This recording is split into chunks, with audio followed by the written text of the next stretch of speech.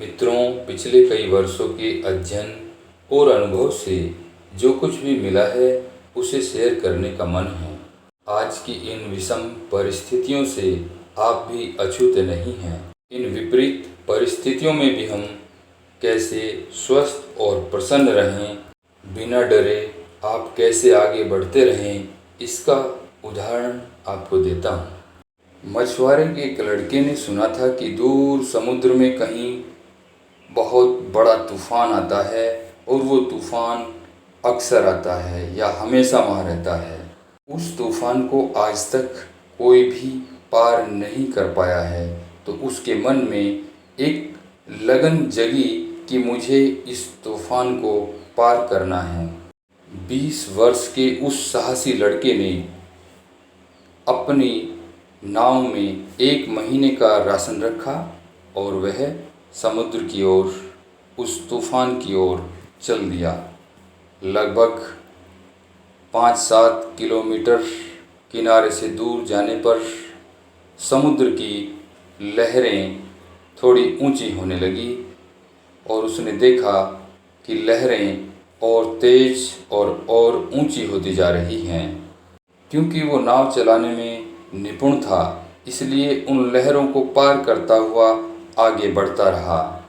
इस तरह लहरों पर सवार होकर वो 5-7 किलोमीटर तो क्या 10 किलोमीटर आगे निकल गया और वहाँ पर पहुँच गया जो तूफान का क्षेत्र था।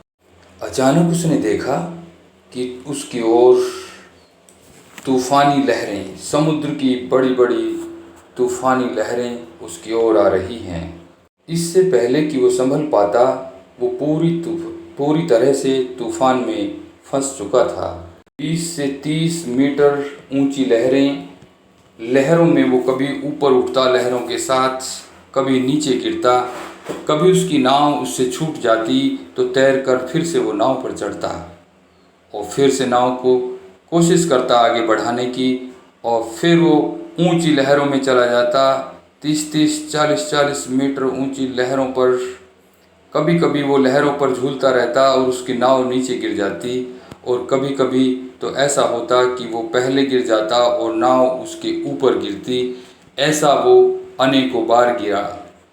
कई बार उसको चोट भी लगती, लेकिन वो हिम्मत नहीं हारता और फिर से नाव को लेता और फिर आगे बढ़ता और मन में ये संकल्प लिए हुए कि मुझे इस तूफान को पार करना है। इस तरह वो आगे बढ़ता रहा।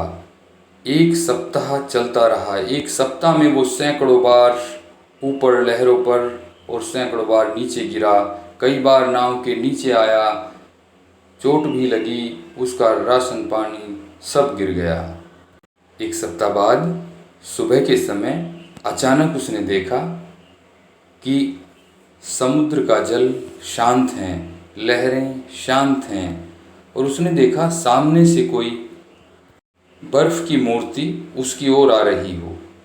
शांत जल में बर्फ की मूर्ति उसकी ओर आ रही हो। तो जैसे जैसे वो नज़दीक आया तो उसने देखा कि बर्फ की मूर्ति नहीं, ये तो सफ़ेद दाढ़ी वाला, सफ़ेद कपड़े पहने हुए 6 फुट का कोई इंसान मेरे सामने है। उसने हाथ जोड़कर प्रणाम किया कि बाबा आप कौन हैं? बेटा मैं यहाँ का प्रहरी हूँ। ये मेरा सूक्ष्म शरीर है। यहाँ मैं परमात्मा की आज्ञा और उनके आशीर्वाद से उनकी सेवा करता हूँ। तुम्हारे साहस को देखकर तुमसे मिलने आया हूँ। बेटा तुम सैकड़ों बार ऊपर और नीचे गिरे। जब तुम नाव के नीचे गिरते थे उस समय भी मैं तुम्हारे साथ रहता था, ये देखने के लिए क्या तुम हिम्मत हार गए। लेकिन तुमने हिम्मत नहीं हारी। तुम्हारा संकल्प इतना मजबूत था कि एक क्षण के लिए भी तुमने ये नहीं सोचा कि कहीं मैं मर न जाऊं, और अगर तुम सोचते तो मर जाते, तुम्हारी रक्षा नहीं कर पाता। परमपिता परमात्मा ने सेवा का भार सौंपते हुए मुझे ये आदेश दिया था कि जो स्वयं अपनी सेवा करे, स्वयं अपनी रक्षा करे और अपने ऊपर विश्वास करे या मेरे ऊपर विश्वास करे, तुम्हें उसकी रक्षा अवश्य करनी है।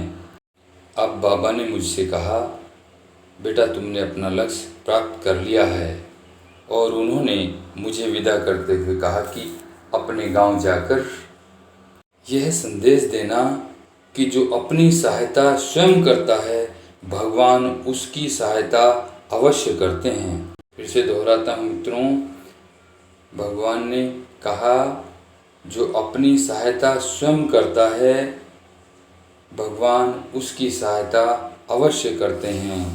मित्रों, अब तुम्हें समझ में आ गया होगा, तुम तो इतने बड़े तूफान में भी नहीं हो, इसलिए डरो मत, अपने ऊपर विश्वास करो और उस परम शक्ति के ऊपर, उस परमपिता परमात्मा के ऊपर विश्वास रखो, तब तुम्हारी विजय निश्चित है।